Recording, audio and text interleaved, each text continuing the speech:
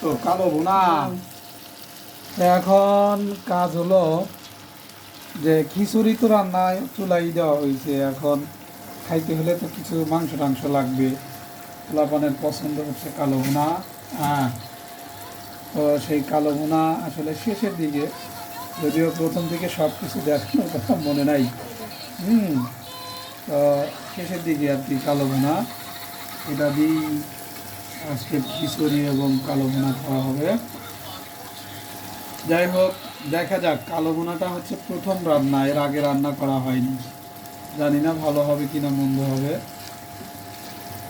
তো আমার ছেলে খুব শখ কালো ভুনা খাবে, ও কড়াইটা সুন্দর করে ধরে রাখছে, আমার রান্না করা লাগতেছে। ঠিক আছে, রান্নার শেষে সবাইকে জানানো হবে, আসলে খাইতে বসে জানানো হবে যে এটা স্বাদটা কেমন হয়েছে।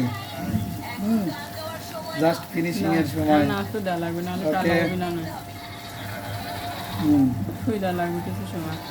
কিছু সময় থাকলে আর একটু ফ্লেভারটা ভালো হবে। ওদিকে খিচুড়িটাও হচ্ছে, দেখা যাক কি হয়।